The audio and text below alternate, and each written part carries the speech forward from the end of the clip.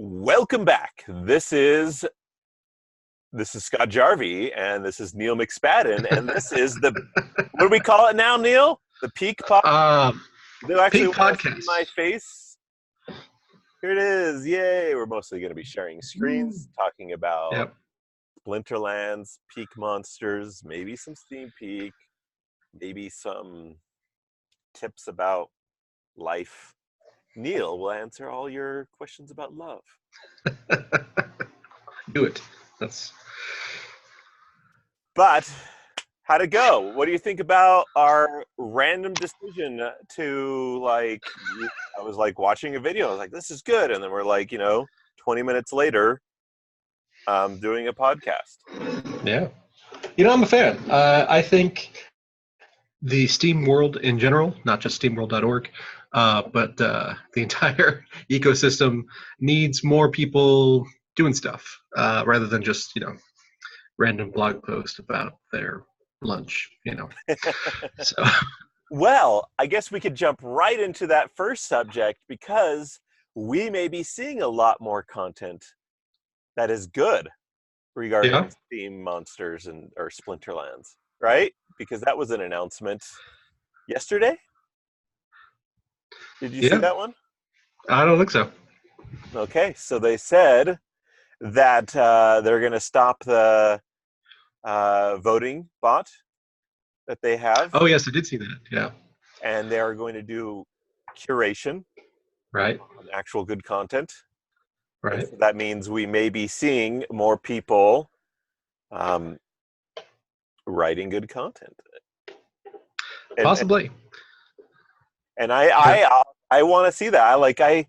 I've had this situation where I'm like, I want to find some good content on Steam Monsters, so I go to Steam Peak, hmm and I guess we could go to share screen. Why not? Okay, so I would go here, and either I go to explore and go to my favorite topics. We're on the Peak Monsters account, so not too many favorite topics, and look for what is like trending, the upvoting policy update, and see what people are saying. And I was like, I really want some really cool analysis. I want something interesting. I don't want just an update of what they got in their last pack, I did do a what I got in my last pack post just yesterday. That Yay. Well, you could do was them, a but really you good don't one. want to see them because they wouldn't get as voted as high. But if you go to tribes and then go to Splinter Talk and go to most rewarded, it seems like there's a few kind of voting rings going on. So, but I don't know how much of this is like really good.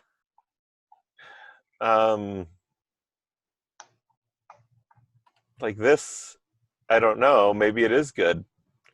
It's just not in my language, so I don't know.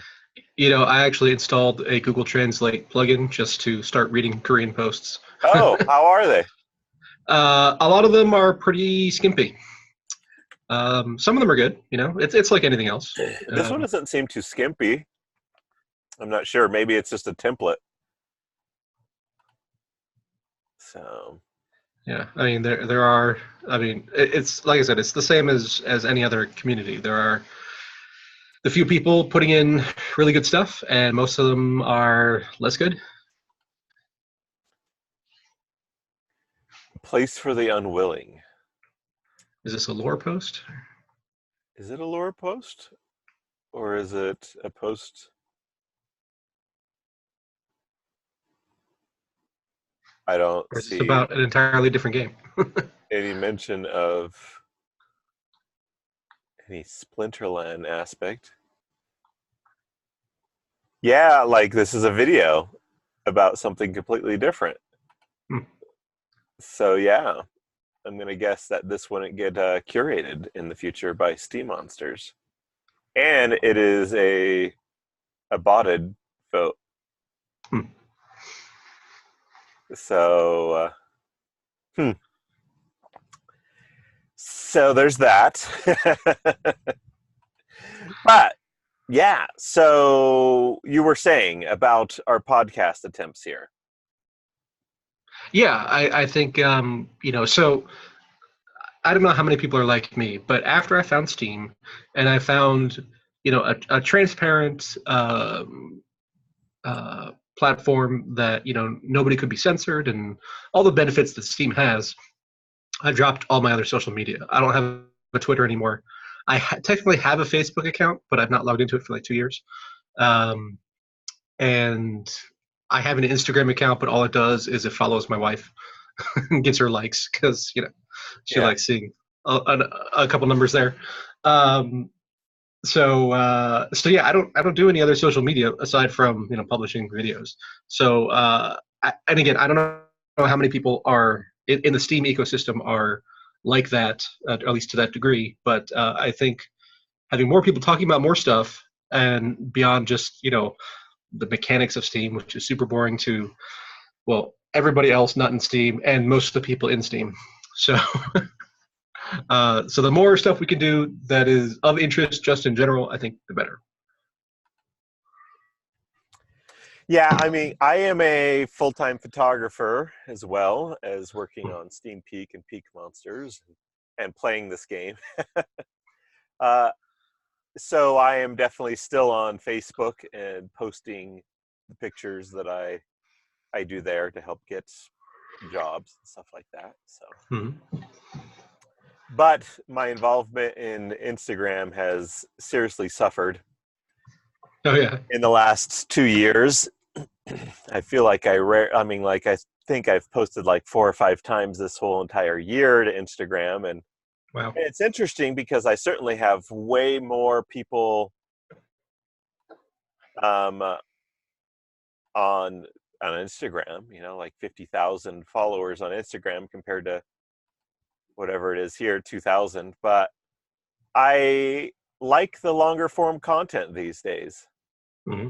And I like being able to tell the stories, and then I just share these stories. I copy the link and I put them onto Facebook. Mm-hmm. So that's what I think I'm hoping to see is like content that is so good in regards to Steam Monsters or Splinterlands that you want to share it somewhere else. You want to put it onto Reddit or put it onto gaming channels. I guess that kind of moves into another topic of conversation of marketing, right? Mm-hmm. So something that I think we all wish was happening on a little bit more. Yeah, I mean, I've talked with in the Mavericks channel, and I've talked with Agro about marketing, and I think they are right to wait until at the very least mobile apps are done to Yeah. do marketing, because I mean, like 70% of all internet traffic now is mobile, so you have to cater to that technology, and got to make it easy for people. Now, the interesting thing is there was a conversation a few days ago in the Mavericks channel. I don't know if you were there or not. They were talking about how to um,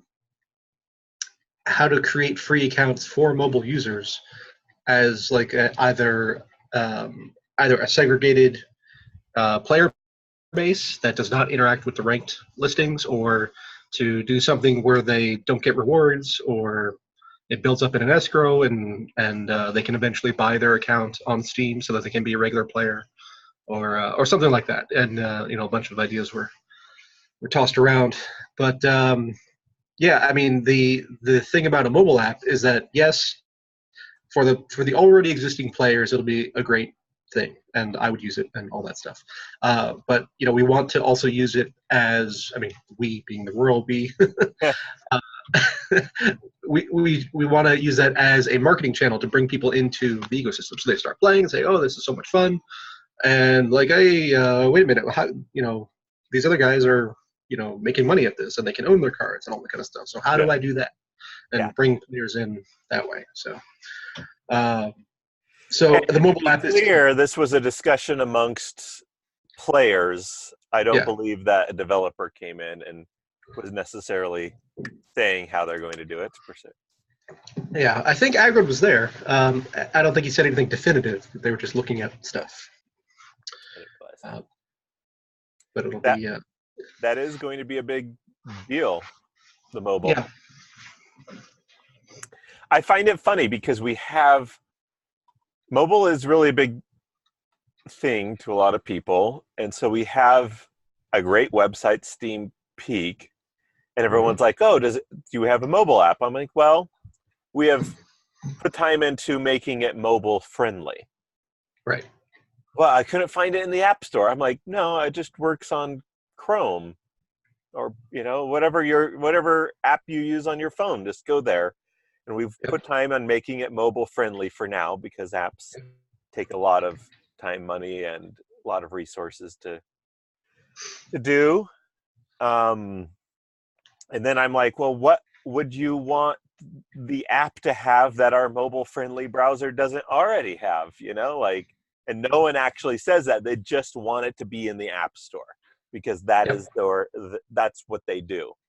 Like, well, you could just hold, like click on the little dots thing and say add to homepage, and then it would show up on your screen. Like, that's what I do. Yeah. So I think that's you're expecting a bit too much technical sophistication there.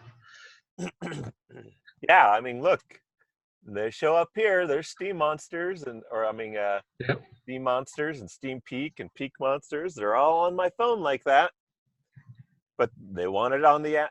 But I mean, there are things that an app could do, even for Steam Peak. You could maybe save stuff offline to read later. The picture thing would be great because then you have the phone in there to do. Drank water and it went down the wrong pipe. So, how do I mute myself so I can cough?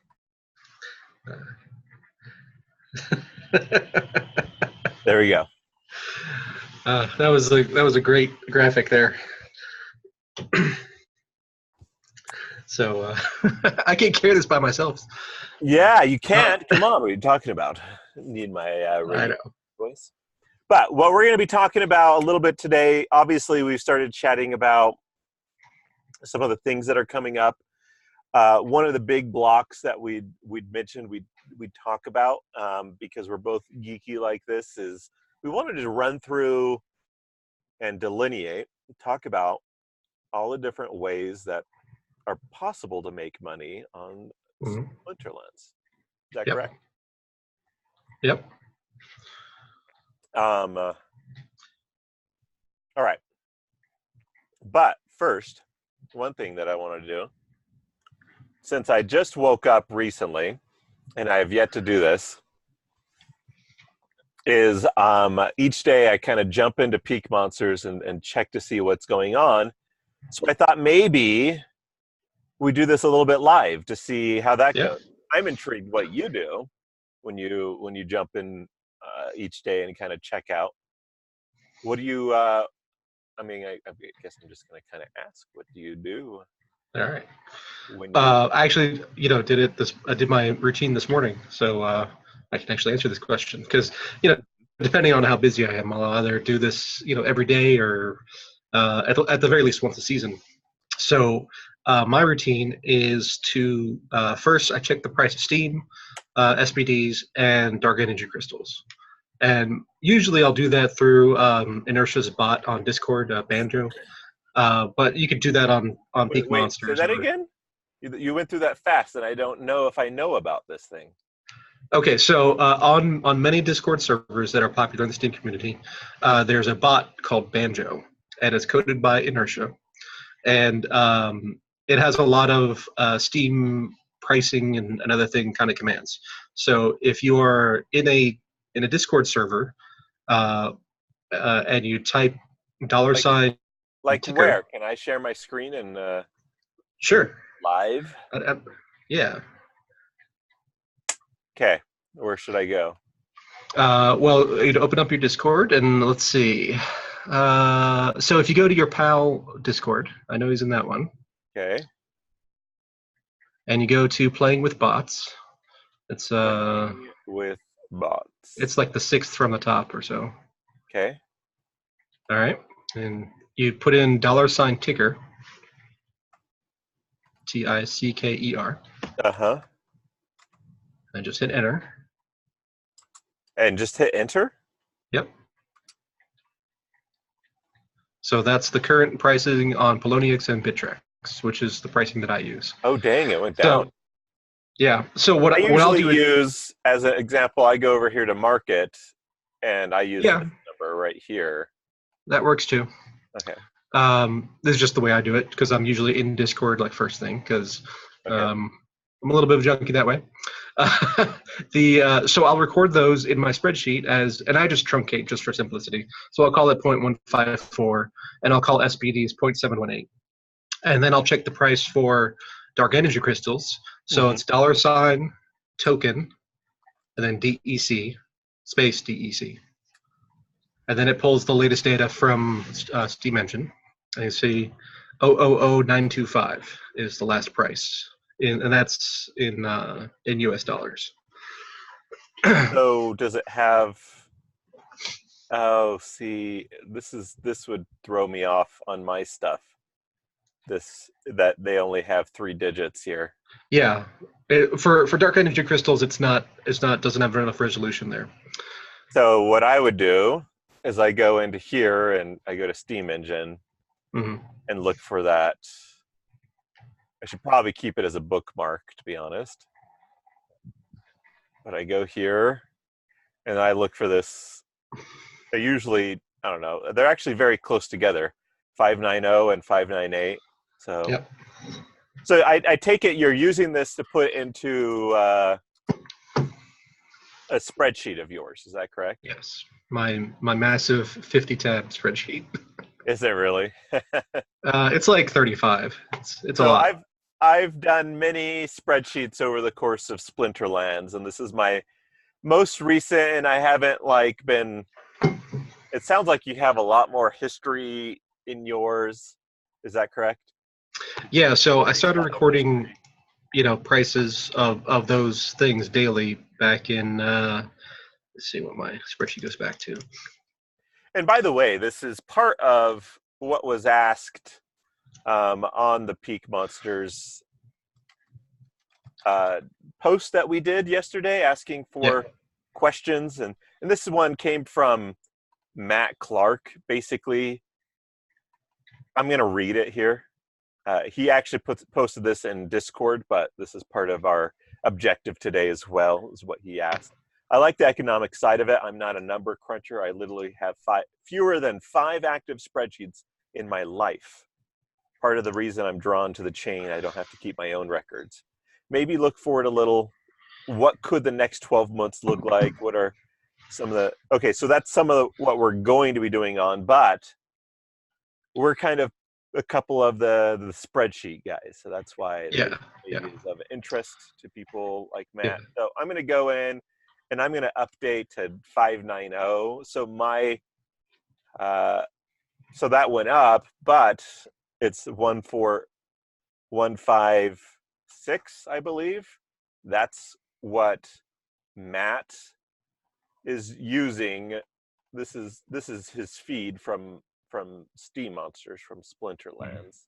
This is the feed that Splinterlands goes by. So why wouldn't you go by the price that Splinterlands is actually counting off of? Well, those prices are important if you're buying or selling. Okay. But the way I'm looking at it is if I were to transact and go, trade out of Steam ecosystem entirely. Okay. Then I want an external price. Gotcha. So I mean, there are potential arbitrage opportunities there, for the people who are quick about it. You might be able to buy dark energy crystals on the market and then spend them through Peak Monsters and make a little bit of spread there. But yeah, that also is interesting because if I hover over DEC, I look at it and it says that it's basically the market itself, wherever it's being implemented, either on Splinterlands, Steam Monsters, or on Peak Monsters, it is using the value of 583 um, to make purchases with DEC. So if you could buy DEC for less than 583, then that's kind of an opportunity to use DEC. Right. But right now you have to buy it for 590. So 583 is a little bit higher. So Yeah. Yeah. So I mean, that's my reasoning. Is I want an external price feed because I'm looking externally. okay. And but yeah, as far as my history goes, I've been keeping that daily or mostly daily going back to June 26th. So I've got about 3 months of history right now, and You've the kind of Steam shown this price. off in videos, right? Yeah, I have. Do you want to share your screen? I'm sure people are a little bit more interested in that. Sure, I can share my screen. I'm You interested. So got to I'll stop yours come first. back and show you what I do for not just for myself, but also for Peak Monsters. And I go Yep. in and I check, what's been happening in the market today. So, because I can look at what's been happening specifically in the Peak Monsters market. Mm-hmm. And that means I don't have to go necessarily to the Explorer and dink around and look at what's being purchased and sold.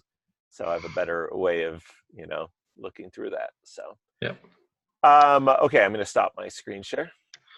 All right, and I will start mine, and I'll just do a portion of my screen. Yeah, that looks good. All right, you can see Peak Monsters here? Yeah. Okay. So as far as the history goes, this is my spreadsheet. Anything in italics is a day that I didn't actually record it, so I just averaged the beginning and end when I did record it. And let's see, we're down to A92. So let me update my chart here.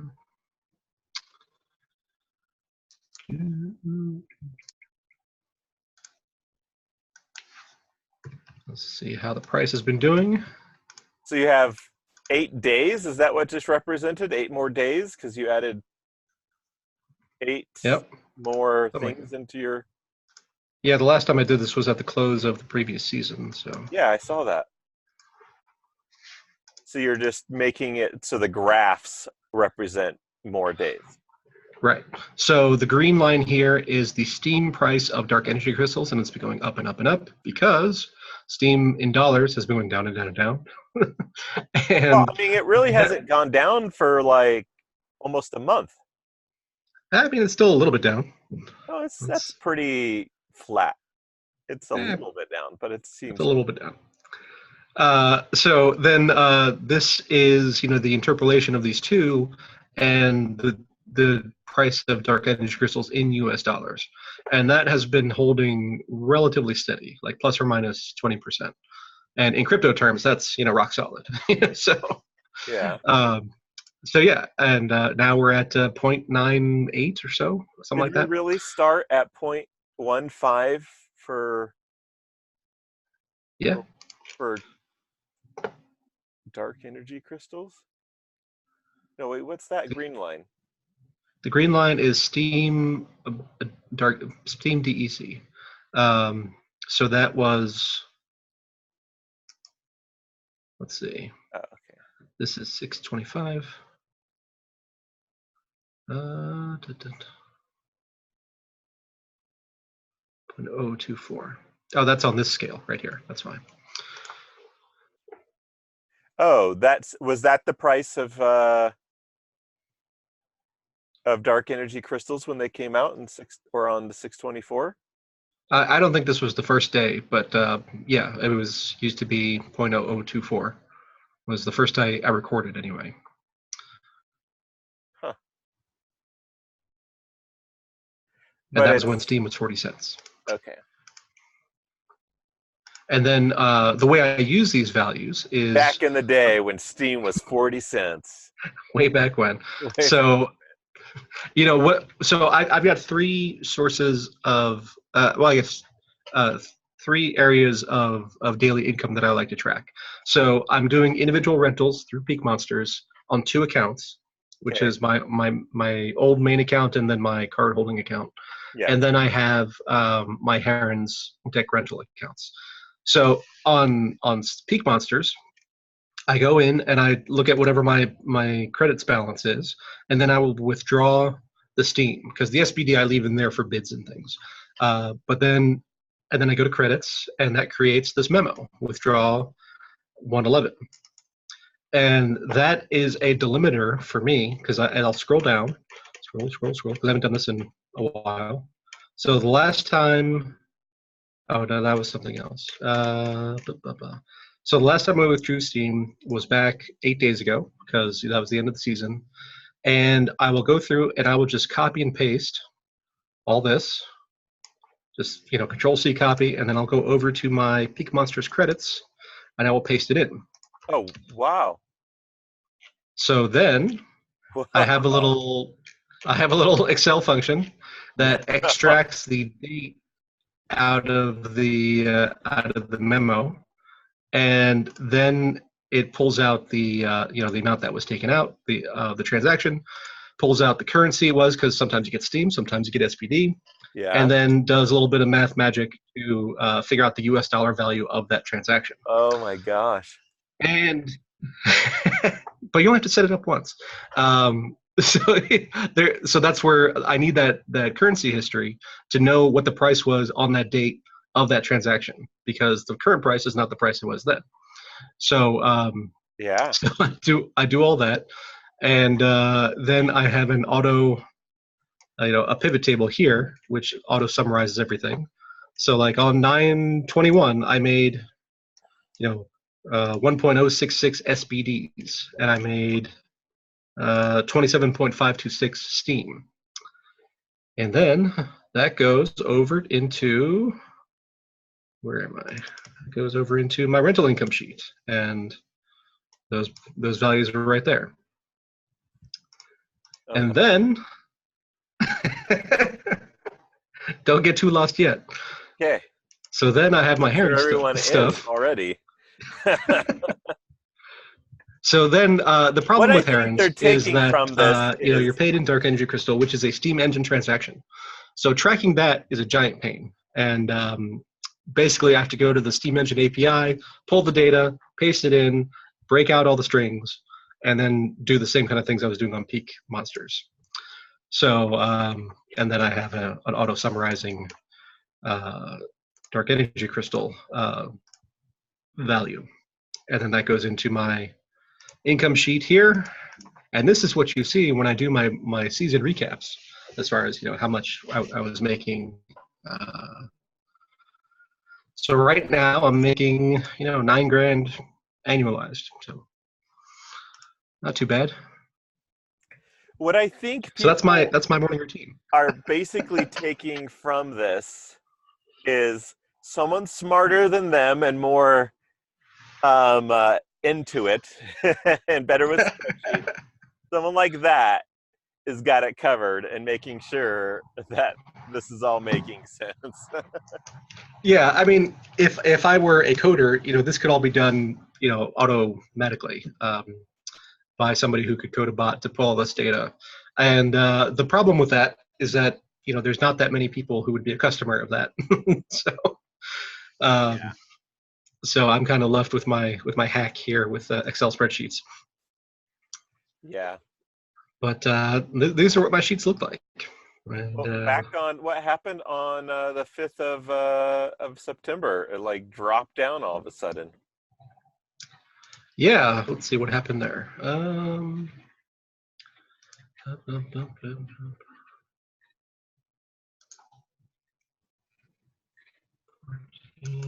Oh wow, 15th of August, it went down a couple grand in one day and then jumped back up.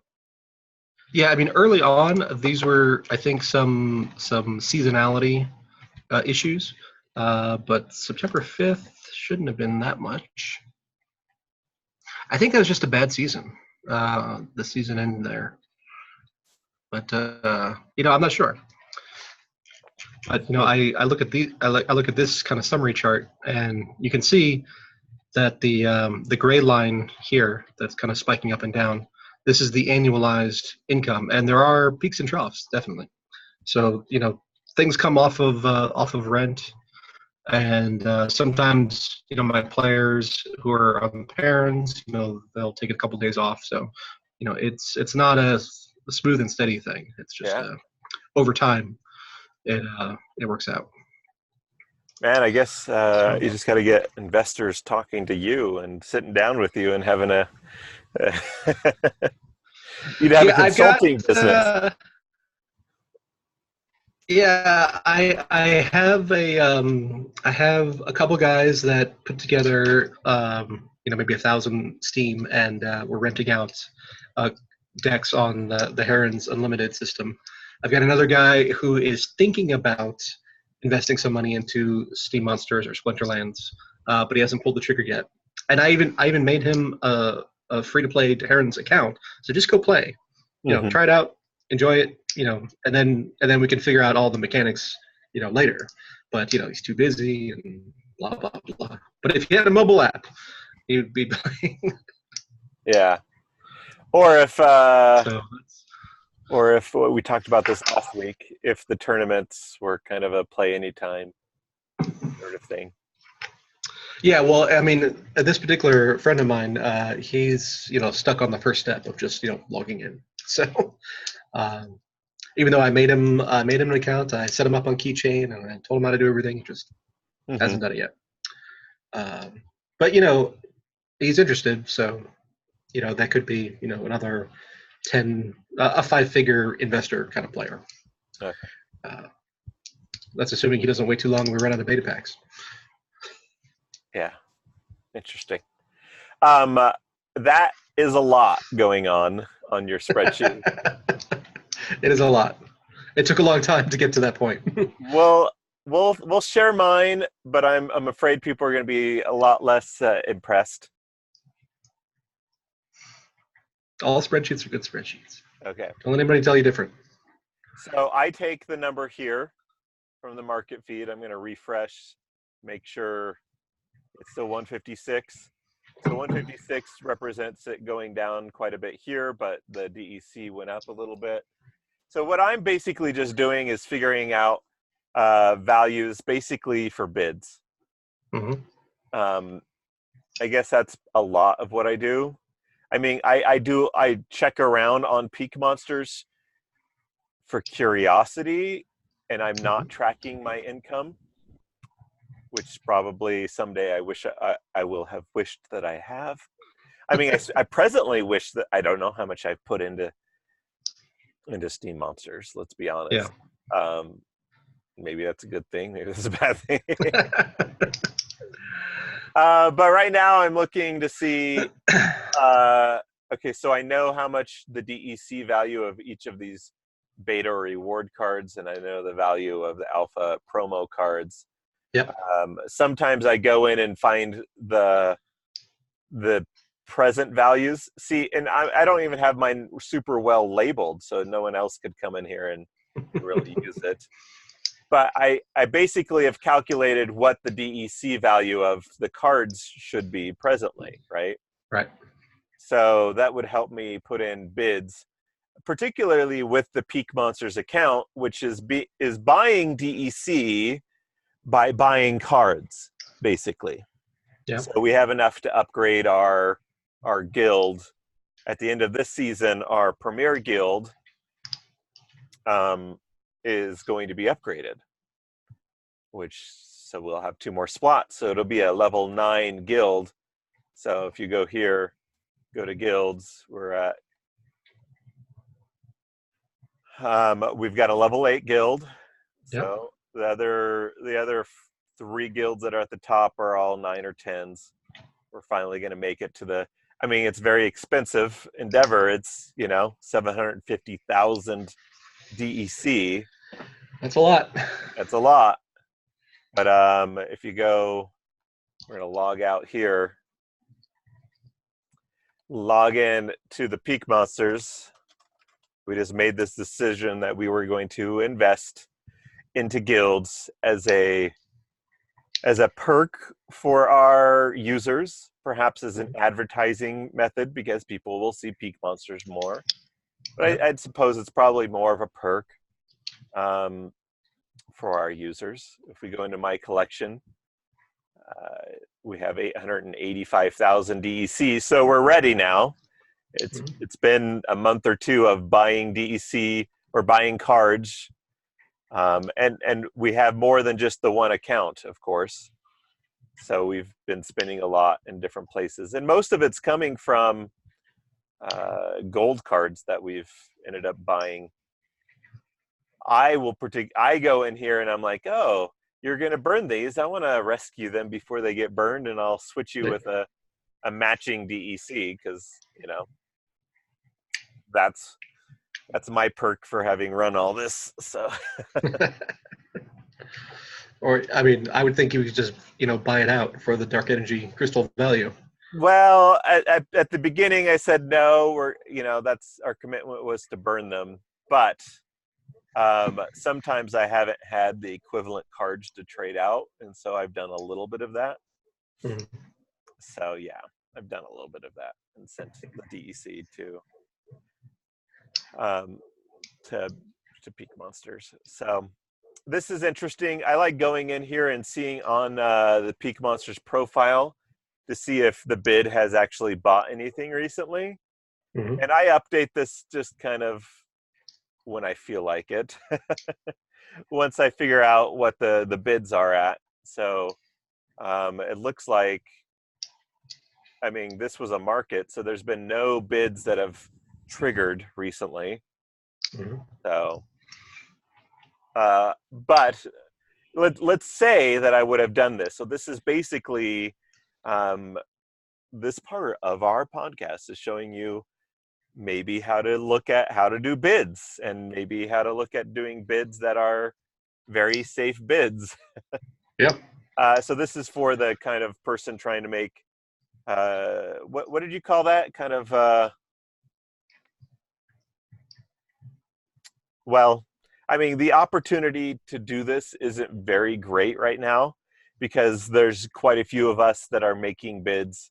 There's going to always be players that make bids because they want the cards. Right. And those are always going to be higher than someone that's going to go in here and look for opportunities to and make money. Yeah. You were talking about the arbitrage and getting spread on the market value versus the peak monster or the Splinterlands value. Yeah, which was like something that was doable for like the first couple days, and then really isn't there anymore. Yeah. Over a couple of months, Peak Monsters at least has found somewhat of an arbitrage opportunity. So, and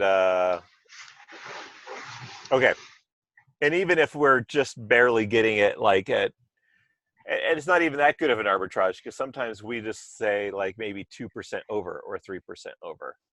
Mm-hmm. So we've got in here something like legendary golds. Right now are 69. To buy 70, I guess to buy 75,000 DEC is $69. Is that what it's saying? You tell me. It's your spreadsheet. Yeah, that's what I think. I think that's right. You know it all. Come on. So I'd go here, gold, and then legendaries. And our bid is at 63. Mm-hmm. But definitely we could have a higher bid than that. I don't think anyone is going to be selling their cards at 63 to match our bids. So I'd probably go in here and update it if people aren't as familiar with how bids work on Peak Monsters. You can do an update. However, I'm still, someone would probably be smarter to just burn that instead of selling it to us. And so we should go up to 69. However, as you saw, we're not desperate for, not desperate for DEC at the moment. We've kind of hit Yep. what we need. So we're just, I mean, more or less, I'm just putting a bid there because no one else has a bid. So if they're smart, they Yep. should put a bid in for, well, whatever, because, I mean, what, yeah, if they want DEC, they should put a bid in for $69 if they're interested in buying 75,000 DEC, Yep. So I have a feature request on this kind of screen. Yes. So this one is for Asgarth, I guess. So on the right hand side of Peak Monsters, you have all these filters, and Yeah. you can do as many or as few as you want, and come up with a resulting screen. Oh, you want to So, save. well, not even just that, but on this filtered view, I want to bid on the view. So rather than going into rarity bids and figuring out the same thing, I just want to have a button that says, bid on this search, basically, and then Okay. have all the back end stuff done automatically. How about this? Yeah, that one may be a little bit more involved.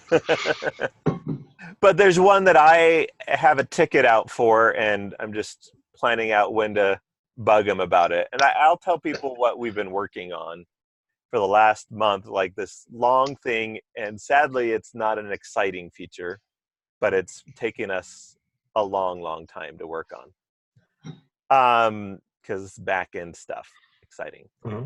What I want to happen when you hit rarity bid is I want it to be I don't want to have these little buttons and click and go over here. I want it to be a grid of Okay. all of the options, and I want to come in here and just type in what each of your rarity bids would be. So they'd Okay. be empty, but it would just basically be a list of all of the rarity bids. Mm. And you just go in and type in what your present rarity bid is. So Okay. That would be a good middle ground, I think. because then I could look over here, and anyone could look in over here and say, okay, this is my rarity bids. Or I Yep. take it and I go plus 4%. So this is my rarity bid, Yeah. 71, 79. And I can almost just have this open in one screen and the other, and I just do 0.014 tab, 0.057 tab, and then as Yep. fast as that, I am done. Yeah. Yeah. That would be a good system, I think. I like it.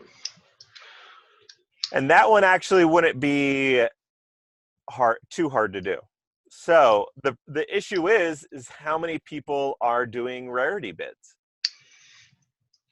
How many people are At least 3. right now? It's going to help me. Yeah. We could go into and obviously not a lot of people there's not a lot of volume on legendary golds. Right. So you go to reward cards, maybe rare reward cards, and look to see what's going on there. There's a decent amount of rarity bids here. Mm-hmm. One of them's mine. And then even more so, you've got commons. There's like 2 people Yep. doing that. So I guess, like that's a ticket. I really want that feature. It's probably the one that would help save my time more than anything.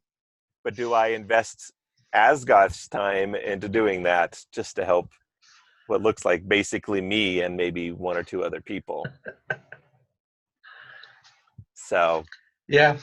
But you got to think, how much is Peak Monsters going to make on all those? A lot, hopefully. yeah. Maybe not. I don't know. I messaged in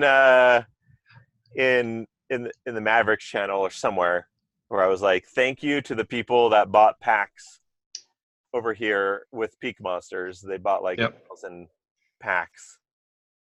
And I was like, that resulted in more profit for Peak Monsters than the last 2 weeks of people buying cards, Right. So, because a lot of the of the volume, as you know, is people buying 1 cent reward cards. So Right. that's not much. Right.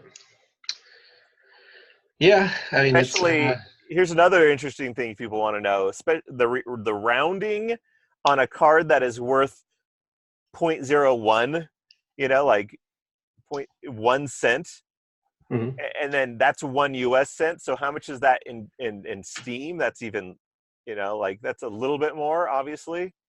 But the rounding on that doesn't. It's hard to work with. So we don't actually always end up with 5% on that. Sometimes it's like 4% or 3% Mm. because of the rounding on those really low level cards. Actually, with Steam being low, it's actually been better for us on the rounding aspect. But there you go. So if I was a normal account, like Peak Monsters is actually a pretty normal account, just kind of doing bids, I'd look over here, um, and I'd see, okay, no bids happening. But because I'm a little bit less normal of account, I have an admin page, which is kind of fun to look at. Well, first of all, I'd go to my profile and see if any of my bids happened. I've actually probably looked at these bids already, and I'd look at verify. I got a Frozen Soldier Alpha, which isn't too exciting. A Chromatic Dragon Alpha for $3. That's pretty cool. Wow. Yeah. But Gold Matters always seems to sell stuff for, I don't know, it's just really good deals. That's his thing. An Earth Elemental Alpha. Now I'm excited about that because I really need to upgrade because my account is a gold account. So getting that for 550 makes me very happy. So, but if you go into admin, I just kind of like seeing the state of things, of what's been going on recently, and these make me really happy. Yep. So 4,000 Steam was of stuff was purchased recently, so that's pretty cool. Great. But just kind of get the feel for like what are some of the big things being sold. Now, a normal user could go in and look at the Explorer, right, and see what's being sold recently. Mm-hmm. But the problem is there's also these small cards. Yeah, it's hard to find. You can't sort by value there. Can't sort by value. You can look here. Okay, so Tailcock has been buying a lot of these, and I wouldn't be able to see this because this was on the Steam Monsters market. Hmm. So, which that's interesting because he's a Peak Monsters user. So I'll have to ask him why he's not using Peak Monsters anymore. Probably because he's a Korean player and I don't know, whatever. Anyways, so this is interesting. So I like going down to see these bigger numbers and see what they were. It's also a much more condensed method. Right. A lot of gold cards. Yeah, the big dollar values are probably mostly going to be gold cards. Yeah, and there we go. Always count on the TH12s. Yeah. Actually, they just started using Peak Monsters, which is kind of fun. But it's going to be obviously some big gold cards, some gold Valinors. Valinor. Yeah. Yeah, they must be trying to fill in on their teams. Some Yeah, I gold. don't know how many they're up to, but they've got a lot of them.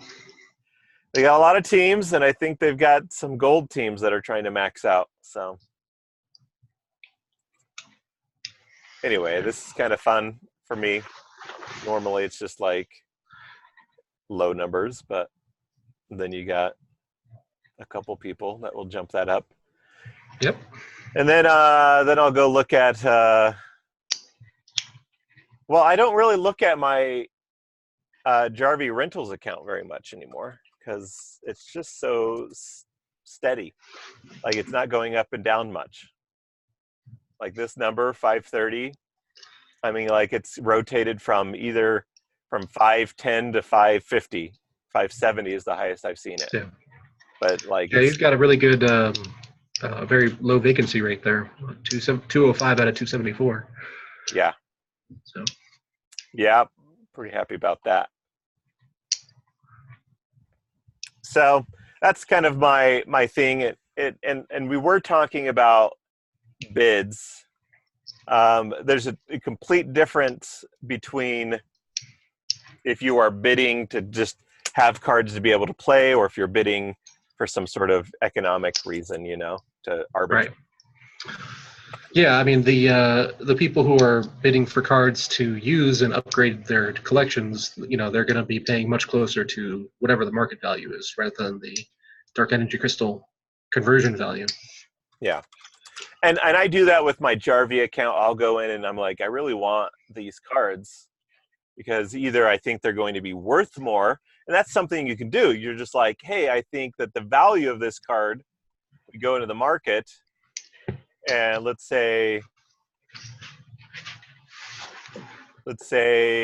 I'm looking at Epic Summoners, and I'm like, I feel like these have been up to $1.50 or $2. Well, these have started to go up here, $1.50 on these ones. Mm-hmm. But I'm like, Yeah, Earth in general is going to be the most expensive. what's that? Earth in general is the most, it's the hottest of Splinter in the Yeah. meta right now. So it's currently the So most. obviously, if I look over here, the value of a beta Epic is around 27 cents. So I'm not necessarily buying these to burn for DEC, but I just, I want these cards, or maybe I'm buying these cards for new accounts, free to play accounts like you're talking about. And I do that. I don't use herons. I just make a deal with a player and say, hey, let's just split it half and half. Right. A little bit extra work. You just, every other day, every other rewards cards just send each other, so. But I could go to bid here, card bids, and I don't really have a high bid, so this is a rarity bid, so I'm going to go here and maybe just try to beat this person, I guess. Bid 0.63. Oh, I don't have enough. That's why I haven't been doing bids on Jarvie, because I don't have enough credit. So, But you could, theoretically. I'd have to deposit some money in there. I really don't have it. Because the last time I put them in, then that same day, this happened. I bought 600 Steam worth of cards that same day. So I deposited some money in, and 600 was purchased that same day. And I just don't have any to put in there at the moment. But you got some deals, one would hope. I got a Sacred Unicorn, which I promptly exchanged for a Lightning Dragon with the Peak Monsters account. Okay. And then I got a Mischievous Mermaid beta, which I didn't want either. And I got a Fire Demon Alpha, which I really, really want. So that made me happy. But the other two was fine. I exchanged them for stuff, for other things. So yeah. Don't mind my camera here for a second. I gotta plug something in.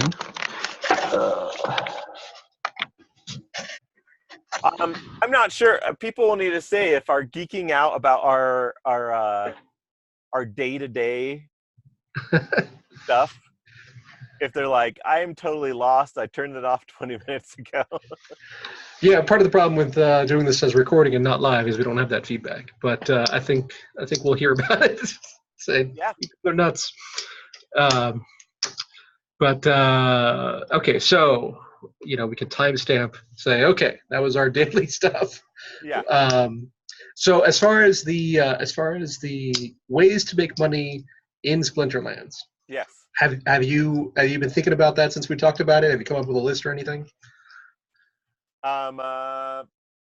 Yeah, well, I made a mental list of quite a few different Okay. things. Did you make a physical list? No, but I did make a mental list. Okay, let's see how they So, compare. all right. So, what do you got? Let's start with some of the obvious ones, let's start with the ones that we've already talked about. Oh, okay.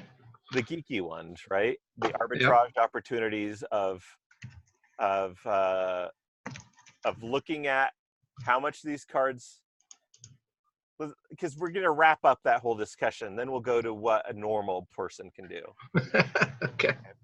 What you could do is you could look at these values here, put in a bid for this, and then immediately after that bid, and you're going to have to be on top of the bids is the problem. Even Peak Monsters would allow you to kind of automate the bidding feature, right? We don't have an interface to automate it per se, but you could automate it on the back end if you're some sort of programmer, and then just put in the bids with Peak Monsters. And so you buy a card. So you saw how I bought a card for $66 and it's worth 69, right? Yep. So I could go in right now. I could turn it into 75,000 DEC by burning it. Yep. And then I could take it over to Steam Engine, and there is someone. The problem is you're going to have to pull off of this number 577, right? Right. So I'm going to have to change this. Is that really? Oh, no, wait. Sorry, that was an old version of Steam Engine. Let me refresh. Yeah. Because there's a lot of ways someone could make small mistakes here. Mm-hmm. Because you don't really want to pull off of this 585 because there's not a lot of volume there. But Right. this person, 250,000 would obviously cover a 75,000 DEC card. So Yep. off of 584, here we go. Then it says 78 is $68. So Right. someone could come in here and make $2, and if I bought the card for 66, they can make $2 off of that. Yeah. And that's actually not bad. So, $2 on 66 is a 3% return in minutes. Yeah.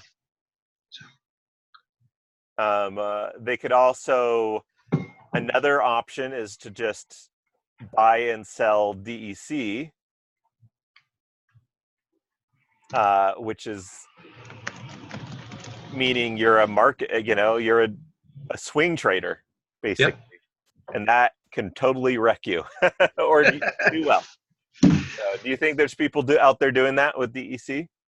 Absolutely. Yeah. I know in the Steam Leo community, there are a couple people who are trading. I don't know about every market, but a lot of them. Really? The ones that have more volume, and they're just trading back and forth,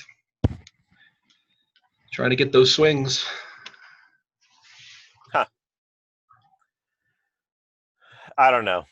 It's not enough volume for me. It's hard to. I don't know how to understand markets with that little of volume. Yeah, And it's definitely how it more interacts with speculative. Steam as well. It's Yeah. so different. Yeah, well, I think that's actually that's the key. So we have seen over the past 3 months at least that dark energy crystals are bouncing back and forth around 1 cent per thousand in US dollar terms, Yeah. but it lags because there's not enough volume when the Steam price changes. So if you know that, then you can go in and say, okay, the Steam price went down, let's say, because on average that's what's been happening.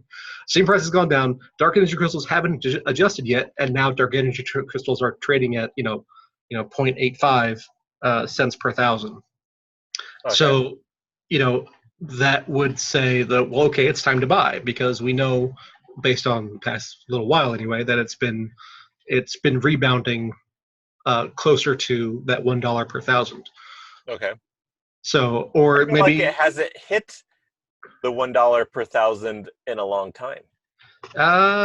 let's see. The last time It's been like weeks since it's been there. it's been, let's see. So Last that's all time was based off of, August 16th. yeah, Oh no, August 23rd. a month and a day. Yeah. So that's all based off of this assumption that it's going to be around that amount. Or that there will be at least an upward pressure, and then you can make your trading decisions based on that. And occasionally, way back in June, it did go the other way as well. So it got out to 1.1 cents per thousand, and then somebody would have sold, or I guess there's no shorting yet, but would have sold into that rally, and then profited as the price went down. So, I mean, it can be done. I guess is the point. I don't do that. It takes way too It's much time and yeah, attention for me. it sounds like opportunity for someone to really make a lot of mistakes, or That's trading in have general. assumptions that are just like, okay, that's just a random assumption. Let's hope you're right. Yeah. Just kind of guessing. I mean, that's what stock market and trading, everything is kind of, I don't know. It's a lot of that. So, It but is a lot of that. so we've got the number one thing that we mentioned was maybe putting out bids and then arbitraging through the burning of DEC, knowing that you have an absolute buyer right down here, right? Yep. So if you're going to make a bid for a legendary, base your price off of what could actually cover the cost of that legendary, right? Right. Mm-hmm. And then, or you could do making bids and kind of almost like the stock market sort of thing. Let me go back here to the market, looking at cards and saying, I think they're going to go up, so I'm going to buy them and then I'm going to sell them. Yeah. I thought there'd be a lot more people that buy and then resell. I feel like mostly, and this is probably healthier for the game itself, mostly it's just people that are buying and then just playing with them or creating Heron accounts. And, there's not a lot of buying and reselling. And I think I mentioned this last time that, when you go over here and you come into Peak Monsters and we are doing this profit sharing sort of thing system.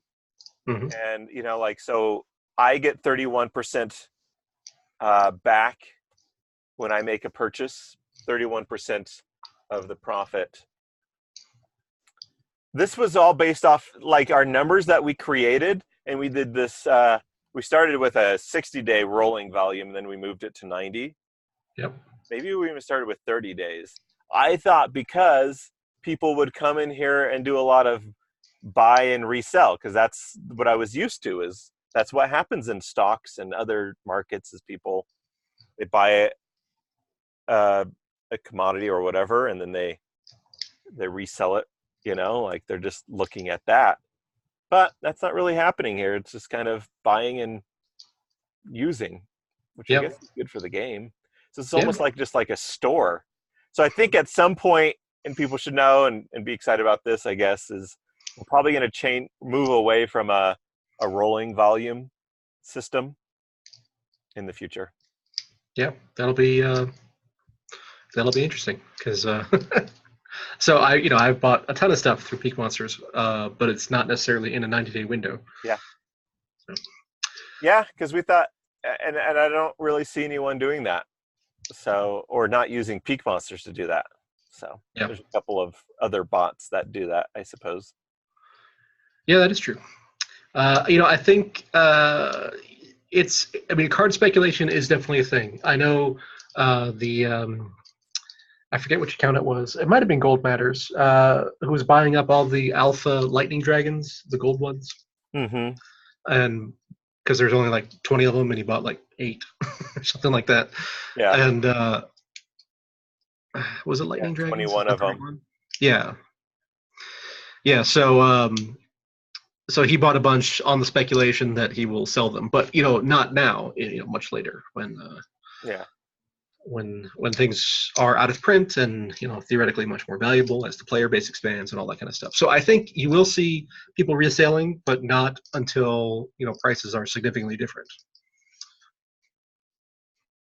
Gotcha. So yeah, but card speculation is definitely a thing. So card speculation, buying a card, selling it for more, that's one way.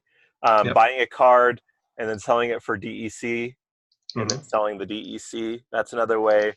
And then, it's kind of arbitrage way. And then just speculating, buying and selling DEC. Those are kind of more of the complex methods to make money, I guess, on Splinterlands. Yeah, I think so. We have talked a bit about some of the ways that we focus on, right? Yep. Yeah, renting individual cards and doing joint venture kind of splits with other players for. That's two different ways, right? That's two different So ways. we got the rental market on Peak Monsters because that's where it exists. The only place you go in here and people can rent cards, so they can Poor Frosty. find Jarvie Rentals and click this rent button, and each day they'll be paying 0.3 or 3.5 cents basically. Yep.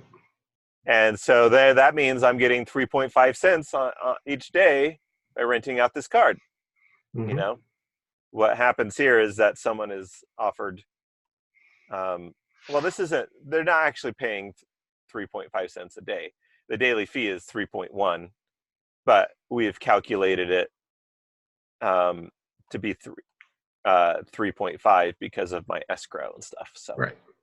in any case, more or less 3.5 cents a day I'd be making by renting out that card. So Right. that's not bad. I mean, at the end of the month, that's $1, Mm-hmm. almost. And the card costs $7. So is that right? That doesn't sound right. That doesn't sound right. 3 cents times 30 is That's 90 cents. huh. 135 times 30 is $1.05. Oh, but that's for a max level. That's the problem. So it's not a $4 to Max $7 level. card. Yeah, times 8. So Right. it's yeah. 7 times 8. Yeah. Yeah. That's why. For people following at home. Yeah. There you go. So $1 a month on a $56 asset. So. Okay. Which is better than your average stock or bond or whatever, but for Splinterlands is kind of low. That's just because Frost Giant is not a popular card. Yeah. Bad card to go to. Yeah. Now, if you look at Elemental Phoenix, that's a very popular card. Holy cow. Yeah, look at that. So go to rent.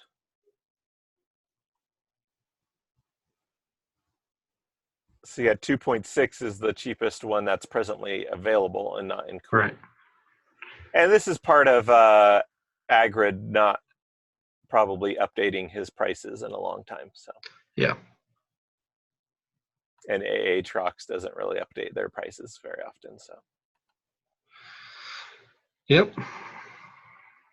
But if we look at the way I do my rental research, if you scroll down, yeah, look at the existing card rentals. People are paying, for level 4, they're paying 10 cents a day, 9 cents a day, 9 cents a day, 7 cents a day.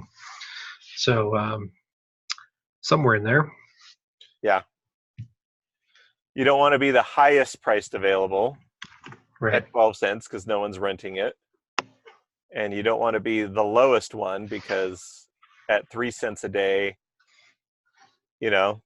that's obviously not as good as the 10 cents a day that these two people are getting.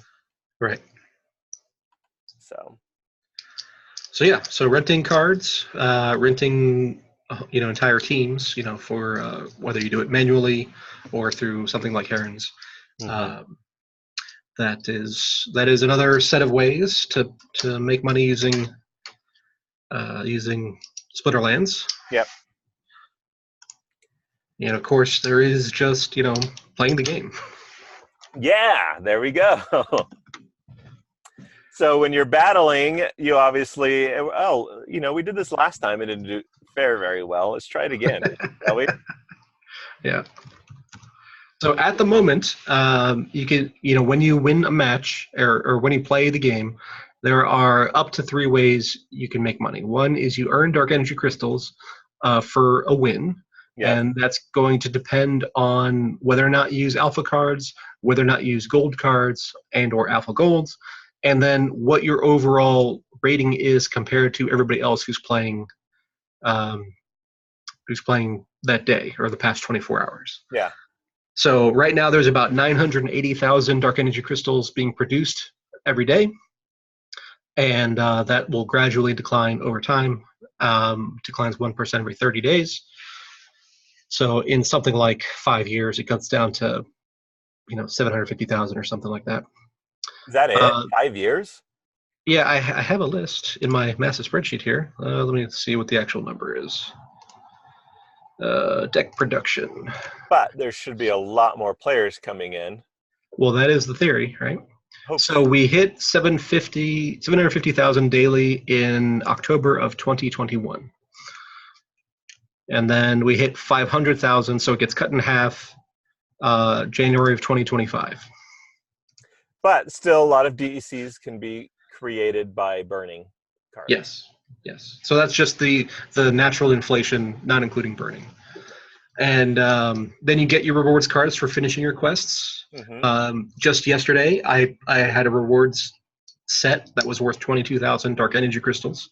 That was a good day because I got a gold manticore, I got a gold Naga wizard, and I got a gold something else, another rare. So it was a good pull. I was pretty excited. Really good pull. Yeah. And then if you are a top 50 player, you also, at the current moment anyway, you get rewarded with beta packs. Yeah. That's another method.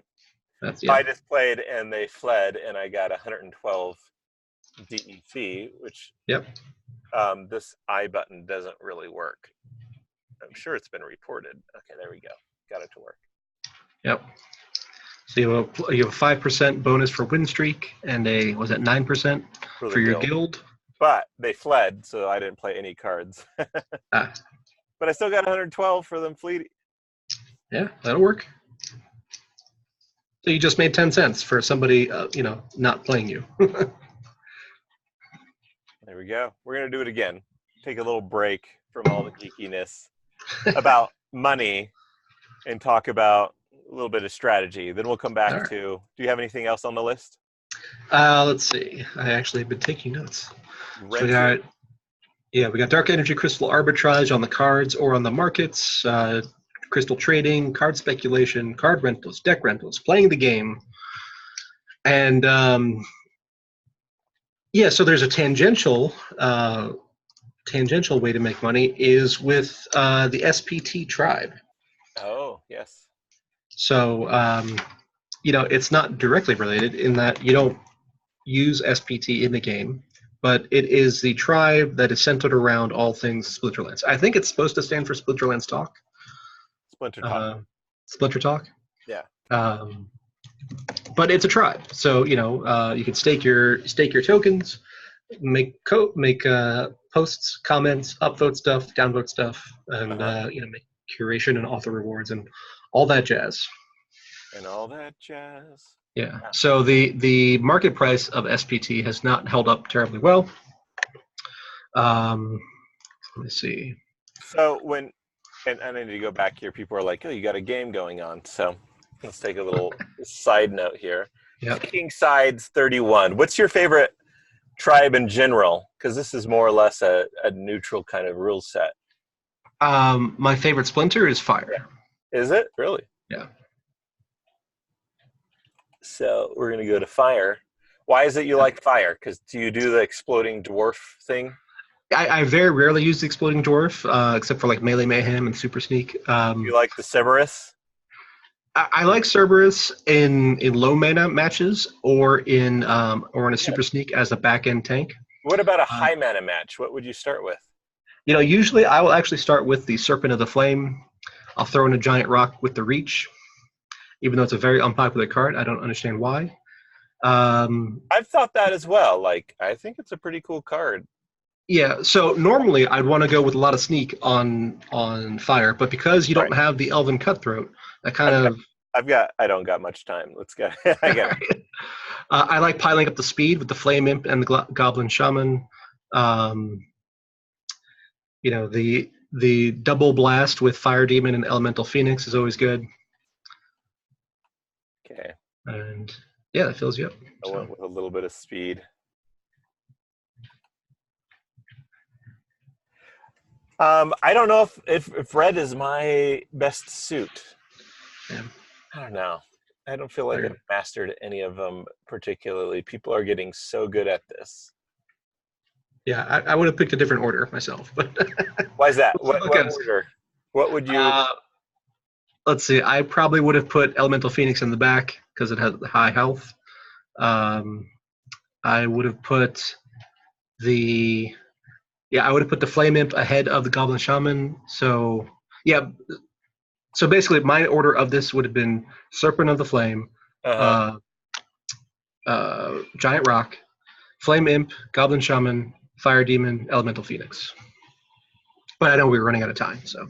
So yeah, the Spirit of the Force is just going to wreck that Flame Imp in like one. Yeah, but I would rather take that than lose the Goblin Shaman because, the Flame Imp has a speed buff, but the Goblin Shaman has a slow buff and a weaken. Mm-hmm.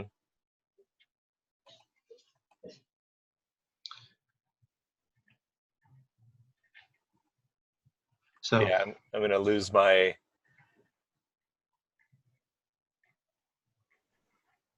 Oh, that's pretty cool. yeah.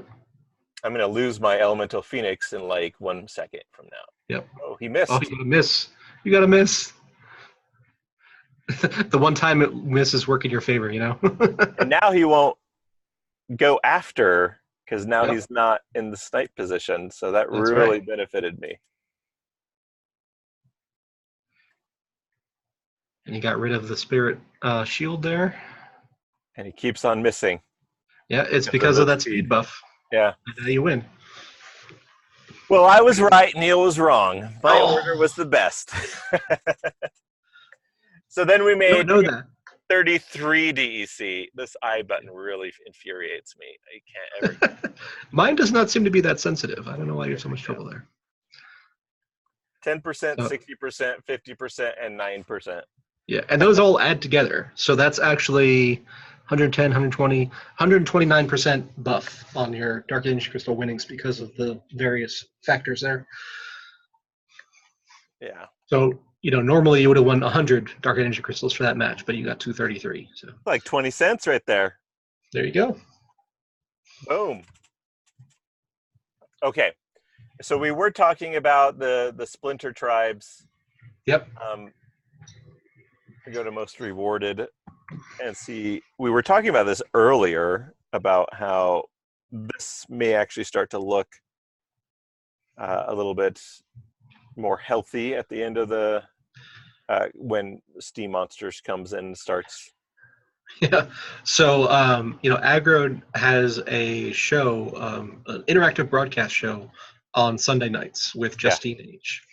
And she was kind of taking him to task this past weekend over the Steam Monsters bid bot activity. Oh, yes. So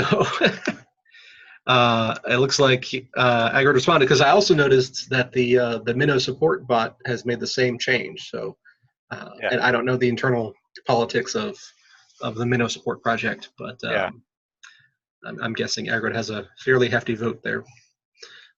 So, I mean, they're also making Steam and maybe some other tokens when they do this, obviously.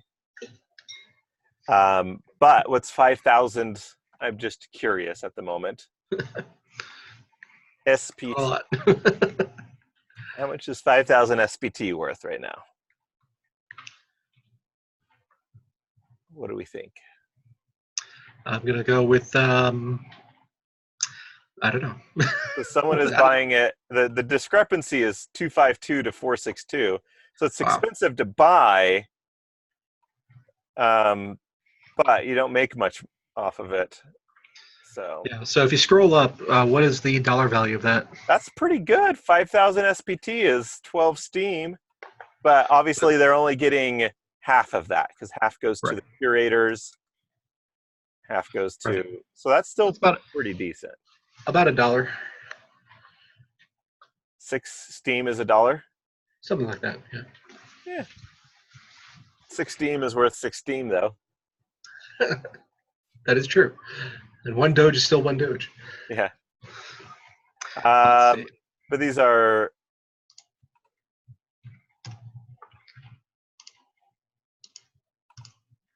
I don't know. And I think there's a lot of just speculation that SPT will be worth something eventually someday, or there'll be a utility, I should say, for it someday. Yeah, I've not heard anything as far as, officially, but I think that's just kind of the hope. So someday it'll be somehow useful in some way, Yeah. beyond just having a random tribe. Gotcha. With not too many use cases. I mean, you can promote your post, and when I do a Splinterlands post, I'll usually promote it by burning SPT. Uh-huh. And because I was a Monster Maverick, I got the 100,000 airdrop, which is automatically made me a whale in SPT Yeah. terms. So I have enough to burn. So that's There we what I go. do. I think we covered most of the ways, right? Um, Just holding cards and just holding them over time and then selling them later on in life. Yep. You can just be a long-term investor, I Yep. suppose. Also, if you look over here, and we go to alpha. Oh yeah.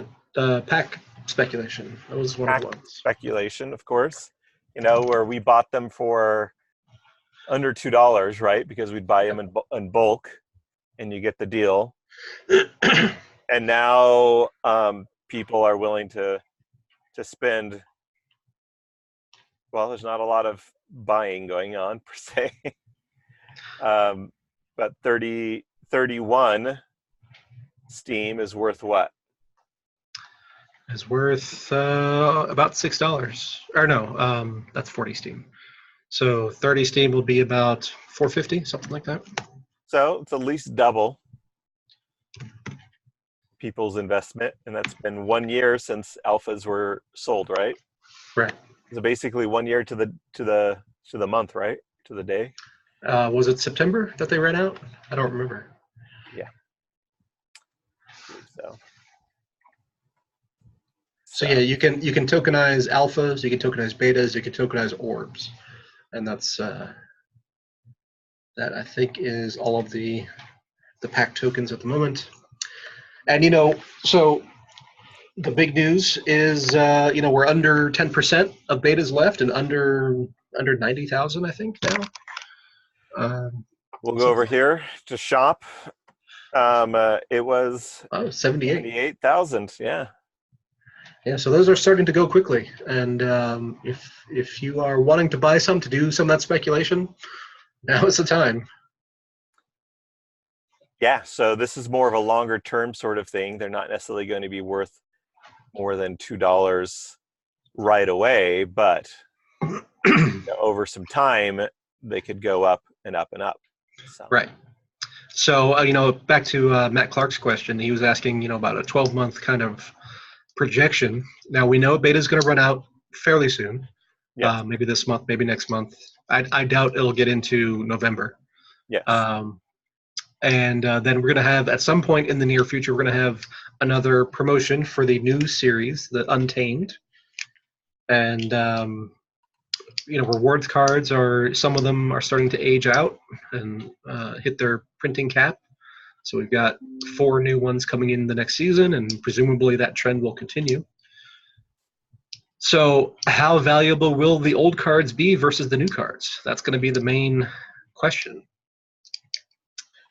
So, my speculation based on just knowing Yaba and Aggro is that, you will be able to make a competitive deck with the Untamed series. It will not be a duplicate of the beta and the alpha cards exactly. So it'll be a different mix of abilities, maybe some new abilities. So you will be able to be competitive with those. If you want to be complete, though, and be able to maximize every rule set, you probably will need at least betas as well. So that should drive some demand, and depending on how many new players we get in, that will really dictate the price.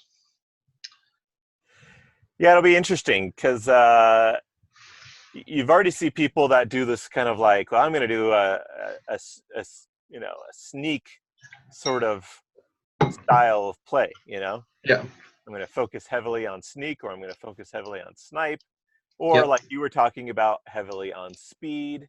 This is my speed deck. Like this is my fast speed deck.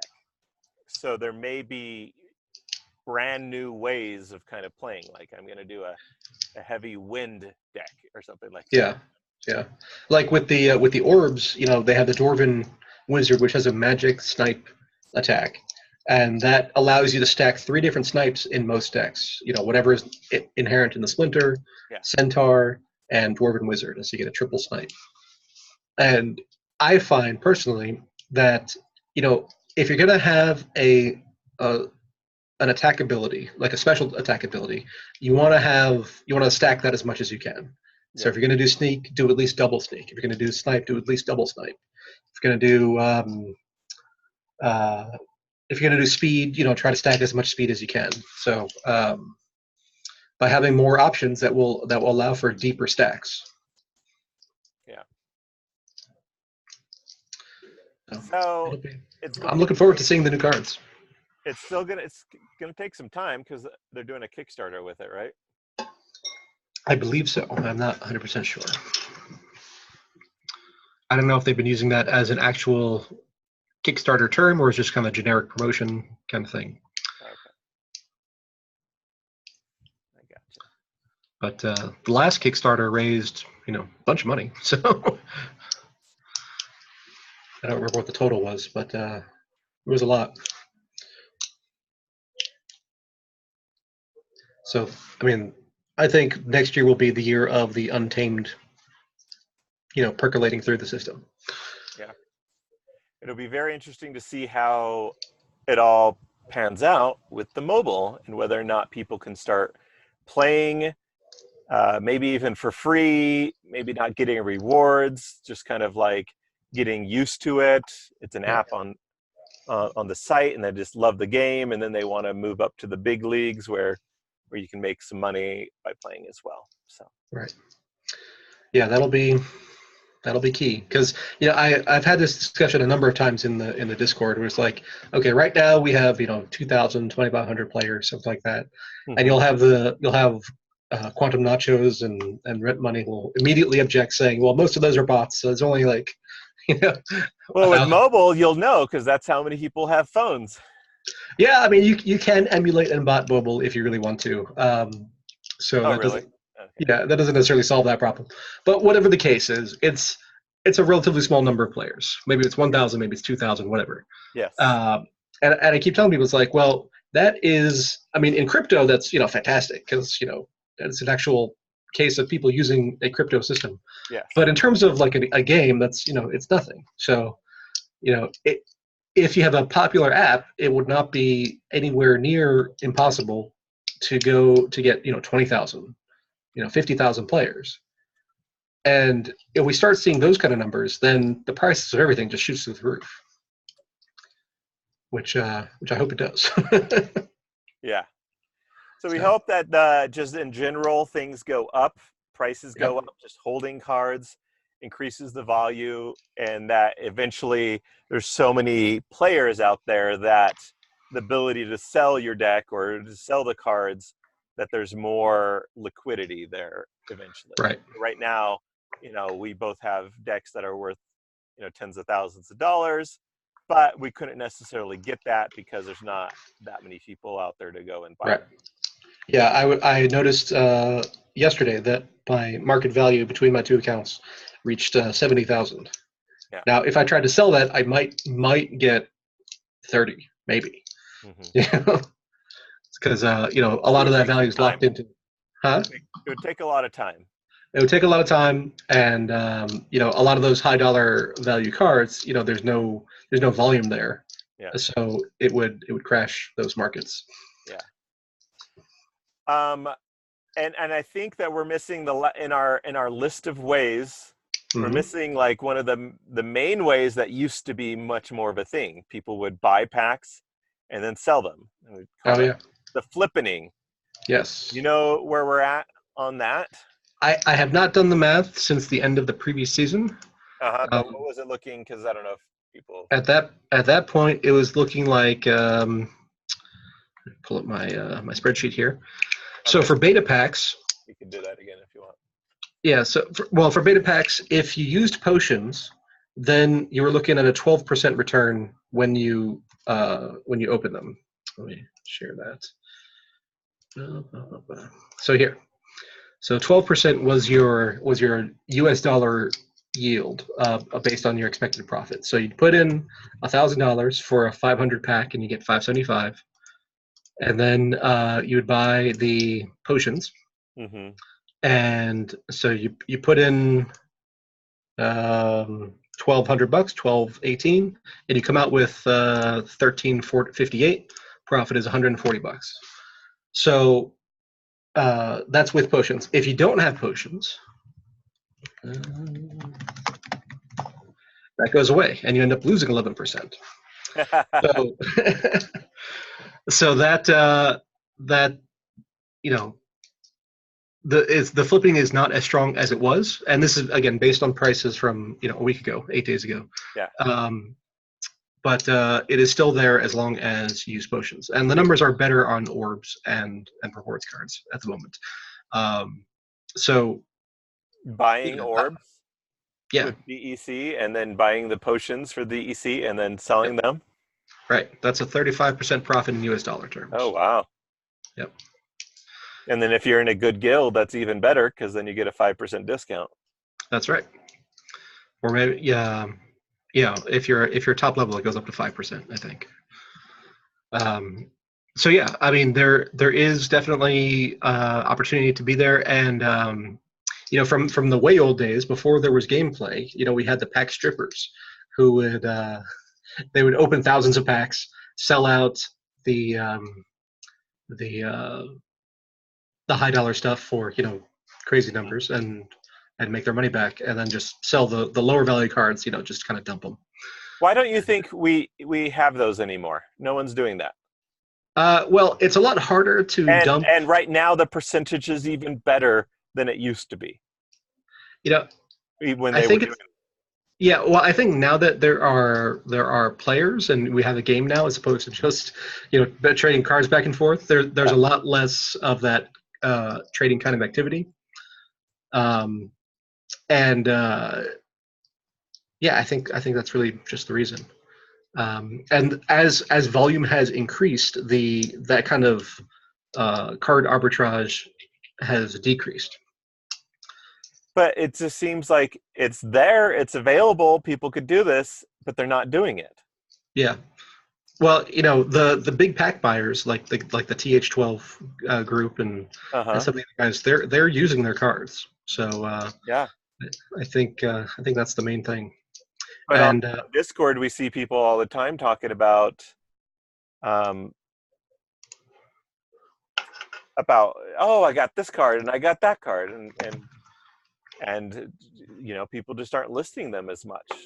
yeah, I don't know. I know Zaku has had phenomenal luck lately. Yeah, crazy luck. Got like 4 gold 4 legendaries out of 400 packs or something like that. Um, but yeah, I don't know what they're doing with their cards. So we're interested to hear from you guys. Why is it? Yeah. I guess they just want the cards to keep. I Yeah. know that you like you're finding more consistent instead of immediate return on investment. Like you're going for the consistent monthly or daily even, just Yep. getting money each day from having these cards, and it's a consistent. It's more because there's plenty of cards that you may get that no one's going to want to buy. That's part of the problem, I suppose. Yep. And my overall profit numbers account for all those, but it's still a giant hassle. So Yeah. gotta either burn them or sell them or do something. And even with the bulk tools on Peak Monsters, it's still Mm-hmm. kind of a slog to go through all that. Sounds good. So let's see. I was just looking at the beta token on Steam Engine, and it's going for 10.88 Steam or $1.68, which is interesting because I think that's actually higher than if you bought them in bulk. So you're saying go to beta. I'll share Uh-huh. my screen. And also, I should mention that if we want to do perhaps film another short interview podcast with AdGrid, we could do that. Yeah. So we could end this podcast, maybe publish it today, and then record the other one and publish it tomorrow or something. Sounds good. Okay, so you're saying that people are willing to buy them at 10.2. Well, the last trade was at 10.8. Yeah. You'd have to wait for that one to happen. Hmm. You could immediately expect 10.2. That's true. So if you buy the 575, you're at $1.73, and then if you do a self-referral, you're at $1.65 because you get 5% back. So I mean, it's right there, which I find really interesting. You don't get credit for buying the packs towards Monster Maverick status or whatever if you buy on the market like this, but the cards are the same. So I just Yeah. the 10.2 wouldn't work because that's 1.59. Right. 159. So usually betas trade at a decent enough discount on Steam Engine market compared to actually buying, but this is pretty close. Yeah, so you just wait for someone to come up to the 10.85. Yeah. And then that's, I don't know, a percentage but it's an immediate percentage, and if you can keep on doing that all day, that's pretty cool, but the volume isn't really there to do all day, so. Right. At least until beta runs out from the store. So. Yeah, so if you put it at 10.88, it's 1.69, so. But this is also numbers that are, you're talking about you'd have to buy 575. Right. So the volume's not there to support that yet. But if you expect when they run out that will go up, then that's probably a pretty good option. I think so. So there's a lot of opportunities. I think we're just seeing that there's a lot of people that have already utilized a lot of their opportunities and ran out of their money. There is some of that. I think Definitely. to be honest on that. So. Yeah, and that's not even counting, creating third-party services like Peak Monsters or like Herons Unlimited, or there are a couple other bidding services that are out there. Yeah, that's another way to make money, right? Is make a website that has a market where you can do rentals, where you could do lots of things, right? Yep. Buy cards, buy packs, all that stuff. I would suggest that is not the best way to make money. I'm going to be honest with you. It's a lot of work, a whole lot of work, and it may not be the best way.